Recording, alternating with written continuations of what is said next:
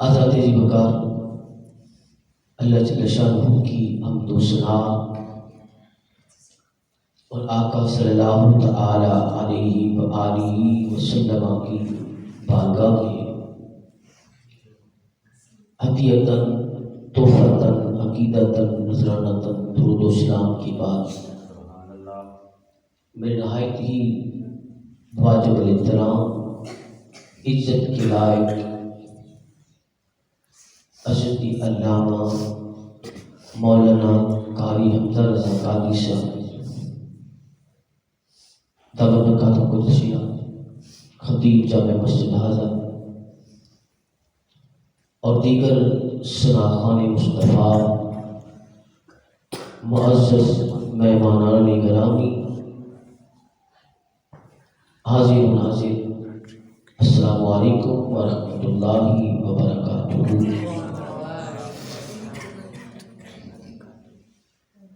اللہ تبارک و تعالیٰ کا لاکھ لاکھ شکر ہے کہ جس نے ہمیں ایک مرتبہ پھر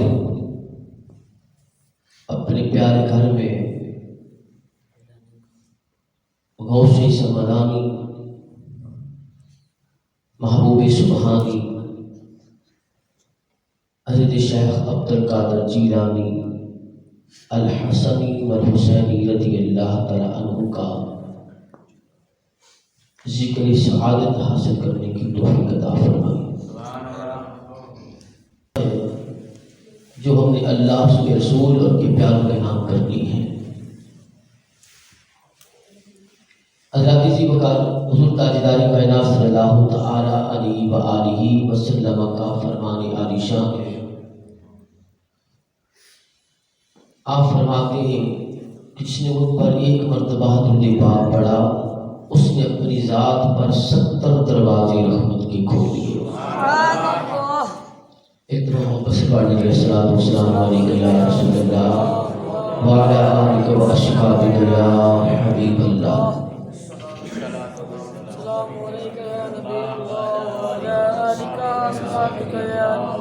حضرت ذی وقار آج جس ولی کا ہم ذکر کرنے لگے ہیں یا جن کی محفل آج ہم سجائے بیٹھے ہیں وہ صرف ولی ہی نہیں بلکہ ولیوں کا سردار بھی ہے، ولیوں کا سردار ہے۔ ایسے اللہ والے ہیں کہ جن کے بارے میں میرے پیارے محبوب علیہ الصلوۃ والسلام نے ارشاد فرمایا کہ ذکر الانبیاء عبادت و ذکر الاولیاء کفارہ، کہ نبیوں کا ذکر کرنا یہ عبادت ہے، اللہ کی اولیاء کا ذکر کرنا یہ گناہوں کا کفارہ ہے، گناہوں کا کفارہ ہے۔ آپ دیکھیں کہ آج 11 شریف ہے، اس کا پس منظر کیا ہے؟ حضور غوث پاک رضی اللہ تعالیٰ عنہ اپنے مدرسے کے طلباء کے لیے ہر مہینے 11 تاریخ کو حضور تاجدار کائنات صلی اللہ علیہ وآلہ وسلم کے لیے اصحاب ثواب کے لیے نظر کرنے کے لیے آپ کھانا بنواتے اور آپ اپنے طلباء میں مدرسے کے اندر کے طلباء میں تقسیم فرما دیا کرتے اور یہ خصوصی اہتمام ہوتا، خصوصی اہتمام ہوتا۔ اور پھر جب آپ ظاہر دنیا سے پردہ فرما گئے، انتقال فرما گئے، تو آپ کی مریدین میں یہ بات شامل رہی اور انہوں نے حضور غوث پاک رضی اللہ تعالیٰ عنہ کے ساتھ بھی ان کی ایصال ثواب کے لیے بھی محفل کا انعقاد کیا۔ حضور کی بارگاہ میں ایصال ثواب کرتے اور پھر ان کے ساتھ حضور غوث پاک رضی اللہ عنہ کا بھی ان کی وہ محفل کا اہتمام کرنا، کھانے کا اہتمام کرنا، ان کا ثواب ان کو بھی روح کو پہنچا دیتا۔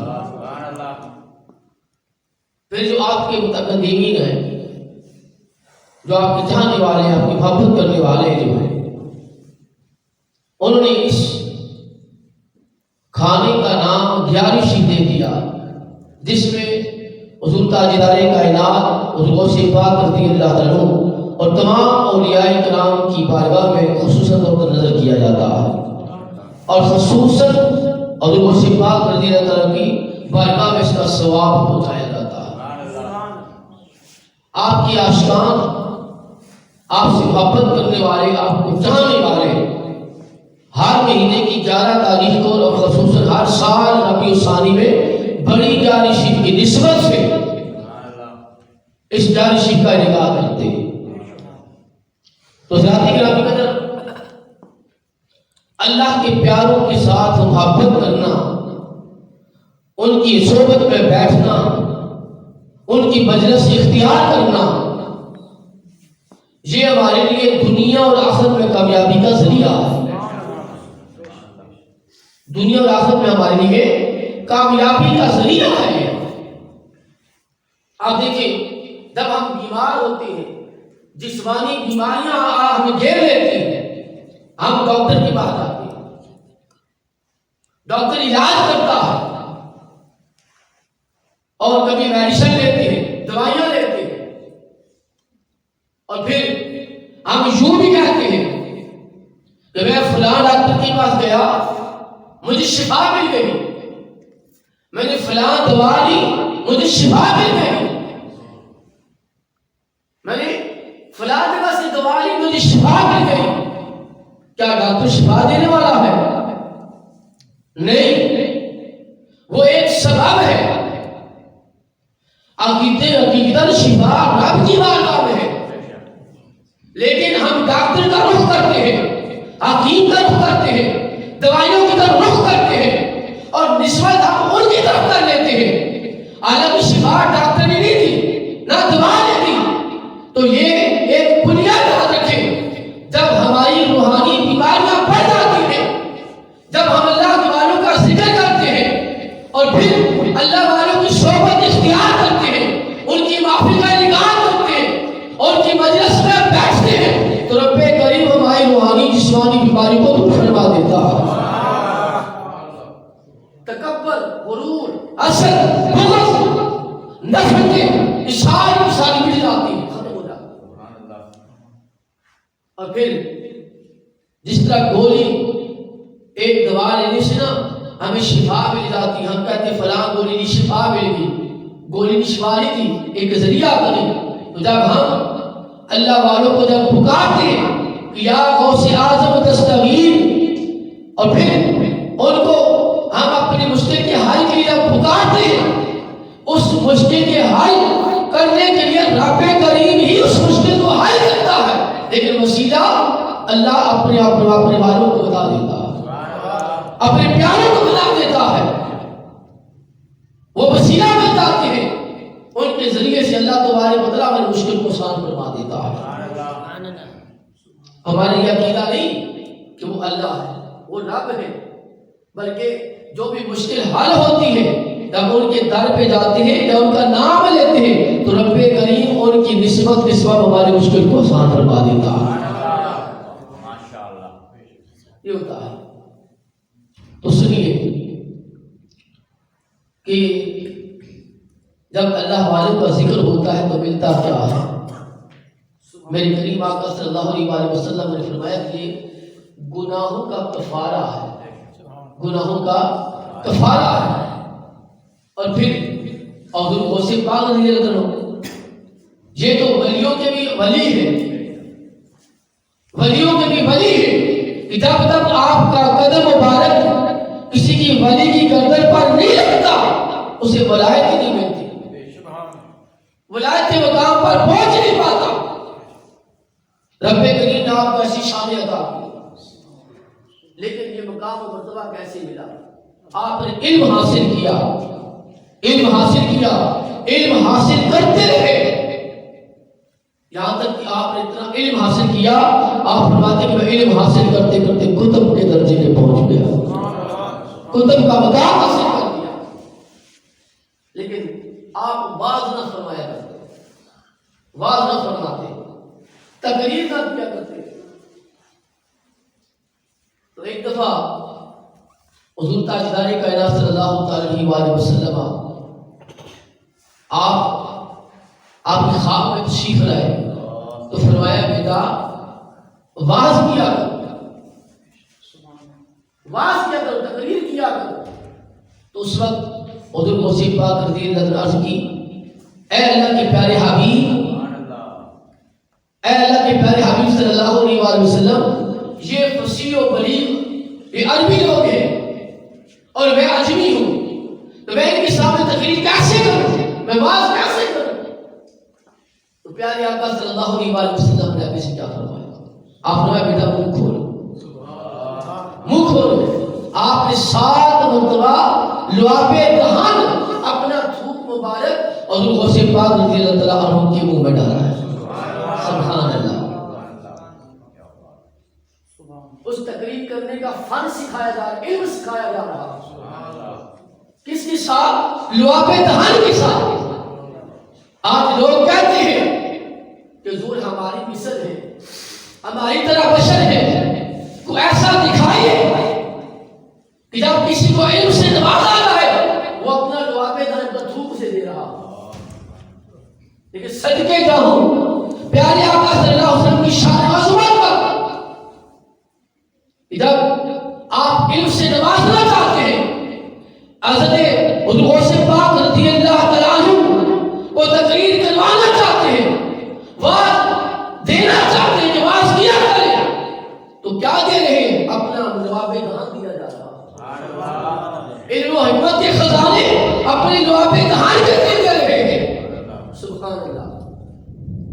جب یہ خواب مکمل ہو پھر اس کے بعد ایک روایت میں یوں ہے کہ اسی وقت کچھ لمحے کے بعد حضرت علی کرم اللہ وجہ کریم تشریف لائے. ایک روایت میں یوں ہے کہ دوسری شام حضرت علی کرم اللہ وجہ کریم تشریف لائے. آپ نے فرمایا اے غوث پاک, اے عبد القادر, اپنا منہ کھولیے.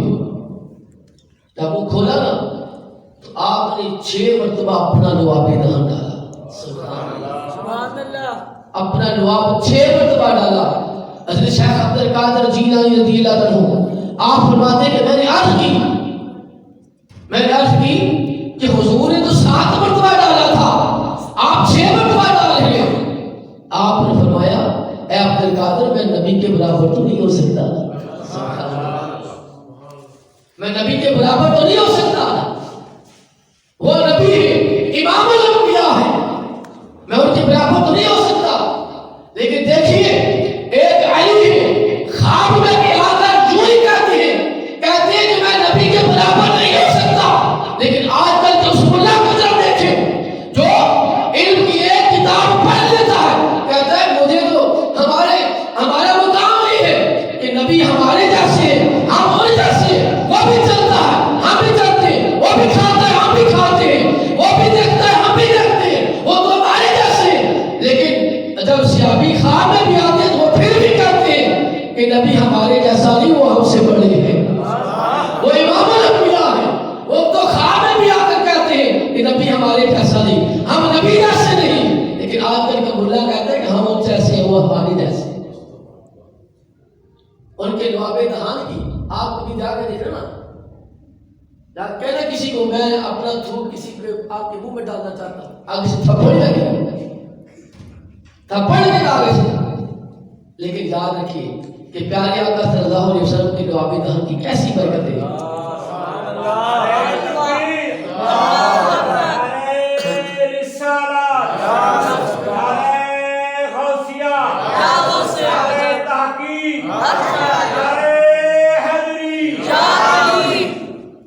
اب سنیے کہ شاید کسی کے ذہن میں یہ سوال بھی پیدا ہو سکتا ہے کہ جب حضور تاجدار کائنات صلی اللہ علیہ وسلم نے جب اپنا لعاب دہن عطا فرما دیا تھا تو حضرت علی کرم اللہ وجہ کو کیا ضرورت تھی دینے کی. حضرت علی رضی اللہ عنہ پھر اپنا لعاب دہن کیوں دیا؟ سوال ہو سکتا ہے. تو پھر سنیے یہاں پر علماء کرام یہ جواب دیتے ہیں. سنیے آپ فرماتے ہیں کہ آپ دیکھیں کہ قرآن پڑھتے ہیں اور قرآن کے اندر ہے کہ وَإِن مِّن شَيْءٍ إِلَّا يُسَبِّحُ بِحَمْدِهِ، اور یہ بھی ہے کہ قرآن کے اندر ہر چیز کا علم موجود ہے. تو کیا جب آپ ترجمہ پڑھ لیں گے، قرآن پڑھ لیں گے، صرف ترجمہ پڑھیں تو کیا سارے علوم آپ کو آ جائیں گے؟ نہیں. اس کے لیے آپ کو تفسیر کی ضرورت پڑے گی، تفسیر پڑھنا پڑے گی، تفاسیر کا مطالعہ کرنا پڑے گا. تو وہاں پر محدثین و مفسرین فرماتے ہیں کہ جو حضور نبی کریم صلی اللہ علیہ وسلم کے بعد جو حضرت علی رضی اللہ عنہ نے جو لعاب پہ امتحان دیا، جو علم و حکمت کے خزانے رب کائنات کے محبوب علیہ السلام نے جو آپ کو عطا فرمائے تھے لعاب دہان کے ذریعے، جو علم و حکمت کے خزانے جو اللہ کے محبوب نے عطا فرمائے تھے، اس کو حکمت کے ساتھ لوگوں میں بیان کرنے کی سعادت حضرت علی کرم اللہ وجہ نے عطا فرمائی تھی. وہ علم و حکمت کے خزانے جو حضور عطا فرما دیے تھے، وہ سارا جو عطا فرمایا تھا اس کو حکمت کے ساتھ لوگوں میں وہ تقسیم کرنا، وہ بیان کرنا، وہ حضرت علی کرم اللہ وجہ نے بیان فرمایا، وہ عطا فرمایا.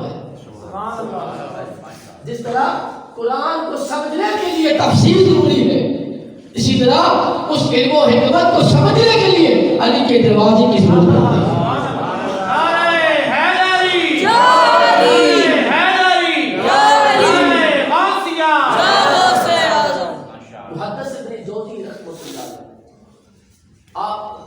پہلے نا جو آپ پہلے کے جو واقعات، یہ تو آپ نے اللہ نے حضور غوث پاک کی نسبت سے آپ کو جو بڑا مقام عطا فرمایا ہے. اس سے پہلے آپ فقیروں کو نہیں مانتے تھے.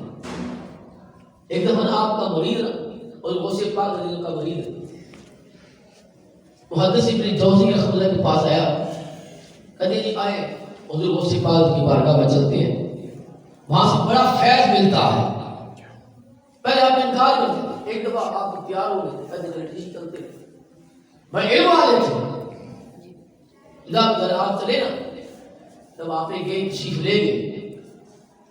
تو آپ نے کیا کیا کہ آپ اس مریض کے ساتھ آپ بیٹھ گئے، اور جو غوث پاک رضی اللہ عنہ وہ تو اللہ کی فضل سے دلوں کے حالات بھی جانتے ہیں. آپ نے نا ایک آیت مبارکہ مصحف پڑھی، آپ اس کی تفاسیر بیان کی. پہلے اس کی ایک تفسیر کی، اس مرید نے محدث ابن جوزی کی طرف دیکھا، اے ابن جوزی بتا کہ تم تفسیر آتی ہے؟ سر ہلایا ہاں میں جانتا ہوں. پھر دوسری تفسیر بیان کی، پھر پوچھا تمہیں آتی ہے؟ کہتا ہاں آتی ہے. پھر تیسری تفسیر بیان کی، کرتے کرتے 11 تفسیریں جب بیان کر چکے، ہر مرتبہ آپ نے گردن ہلائی اور مثبت میں جواب دیا ہاں مجھے آتی ہے یہ تفسیر. جب 11 سے آگے چلے یہاں تک کہ 40 تفسیریں مزید بیان فرمائی، ہر مرتبہ جب وہ مرید ابن جوزی کی طرف دیکھتے تو کہتے تھے کیا تمہیں آتی ہے؟ کہتے ہیں نہیں. کیا تمہیں آتی ہے؟ نہیں. ہر مرتبہ یہی کہتے تھے یہاں تک کہ آپ نے 53 تفسیریں بیان فرما دی. 11 وہ تھی جو اپنی جوزی کو وہ ہر مرتبہ یہ کہتا تھا کہ یہ تفسیر مجھے آتی ہے میں جانتا ہوں، لیکن 40 تو مزید بیان کی، ہر مرتبہ اپنے جوزی فرماتے کہ مجھے نہیں آتی. 40 تفسیریں مزید اس آیت کی بیان فرما دی. اس کے بعد حضرت غوث پاک نے فرمایا یہ کال تھا، اب ہم حال کی طرف آتے ہیں. یہ جو کچھ میں نے بیان کیا ہے یہ سب کچھ کال تھا، اب ہم حال کی طرف آتے ہیں. تب یہ فرمایا اب حدث ابن جوزی خود اللہ کو وجد آ گیا، آپ کھڑے ہو گئے، آپ اپنے قدموں میں گر پڑے. سرکار میں آپ کا غلام ہوں، اپنی غلامی کا شرف مجھے بھی عطا فرمائے. سبحان اللہ. وہ حدث ابن جوزی رحمۃ اللہ علیہ جب آپ فوت ہوئے تو انتقال سے پہلے آپ نے وصیت فرمائی تھی، آپ نے اتنی کتابیں لکھی، اتنی آپ نے دین کے بارے میں لکھا کہ پہلے بات کا چکر میں ہے نا بنی بنائی بھی جاتی ہیں، ایک باری ہوتی ہے. پہلے وہ قلم تراشا کرتے تھے، قلم تراش کے نا وہ گاڑ کر کے وہ قلم بنایا کرتے تھے، یہاں تک کہ آپ کے پاس اتنا بڑا ڈھیر لگ گیا کہ آپ نے وصیت کی کہ جب میں مر جاؤں تو میرے لیے لکڑیوں کا بندوبست نہ کرنا. جب میرے پانی جب غسل دینے کے جو پانی گرم کرو گے اس سے جو میں نے قلم تراش کے وہ جو بنایا تھا وہ ڈھیر لگا تھا کلمے تراش کر کے وہ جو بنے تھے وہ سے آپ نے کیا کرنا ہے کہ ان کے ساتھ مجھے غسل دینا ہے. سبحان اللہ. جب میں قبر میں جاؤں حضور تاجدار کائنات صلی اللہ علیہ وسلم تشریف لائے تو میری ساری زندگی کی محنت جو میں نے دین کی خاطر کی دین کی سربلندی کے لیے کی میں آقا کی بارگاہ میں عرض کر سرکار میں ساری زندگی آپ کے دین کی تبلیغ کرتا رہا. یہ وہ محدث ابن جوزی رحمۃ اللہ علیہ جن کو فیض ملا تو کہاں سے اور ان کو سے پاک کی بارگاہ سے. آج اگر حضور کو سے پاک رضی اللہ تعالیٰ عنہ کی کرامات کا جب ذکر کیا جائے نا تو لوگوں کے دماغوں پہ بٹ چڑھ جاتا ہے. اب دیکھیں کہ یہ کیسے ممکن ہے کیسے ہو سکتا ہے. حضرت ملا علی قاری رحمۃ اللہ علیہ فرماتے ہیں کہ ایک دفعہ حضور غوث پاک رضی اللہ تعالیٰ آپ مجمع میں بیان فرما رہے تھے. مجمع کے اندر بیان فرما رہے تھے تو بیان کے دوران آپ نے ہاتھ بڑھایا. ہاتھ بڑھا کے جب پیچھے کیا نا تو آپ کا بازو گیلا ہو چکا تھا. بازو گیلا ہو چکا تھا. تو سامنے جو مجمع کے اندر وہاں پہ لوگ تھے وہ حیران ہوئے کہ آپ نے ہاتھ بڑھایا اور کہ گئے بھی نہیں پانی موجود ہی کوئی نہیں آپ کا ہاتھ تو گیلا ہو گیا آپ کے کپڑے بھی گیلے ہو گئے آپ کا بازو گیلا ہونے کی وجہ کیا ہے. بس یہ سوچ رہے تھے تو کچھ دیر کے بعد ایک قافلہ آیا. قافلے والوں نے حضور غوث پاک کی بارگاہ میں عرض کی کہ سونیا ہم کشتی میں آ رہے تھے کشتی آن قریب ڈوبنے والی تھی تو ہم نے یہ صدا لگائی یا غوث اعظم دستگیر یا غوث اعظم دستگیر. جب آواز لگائی تھی وہ کشتی اٹھی اور ہمیں کنارے تک پہنچا دیا.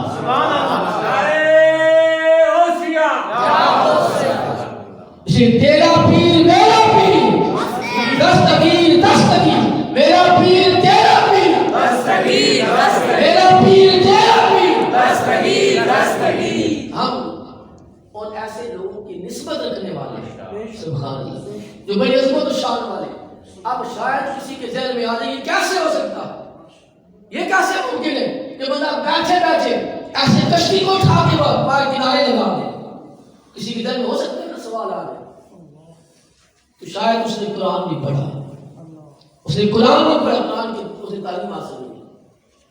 اب دیکھیں قرآن کے اندر وہ حضرت سلیمان علیہ السلام کا واقعہ آتا ہے.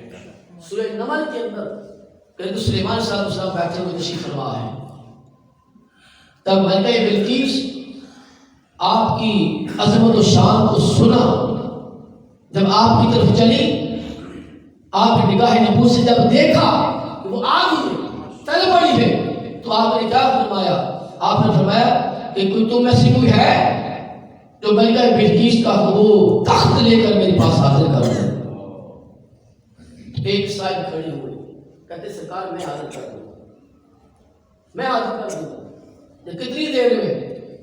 تو اس نے آپ کی سرکار آپ کی محفل برخاست ہونے سے پہلے آپ کے پاس تخت حاضر ہو جائے. اللہ نے مجھے ایسی طاقت دی ہے کہ آپ کی محفل برخاست نہیں ہوگی تو اس سے پہلے میں وہ تخت اٹھا کر آپ کے پاس حاضر کر دوں.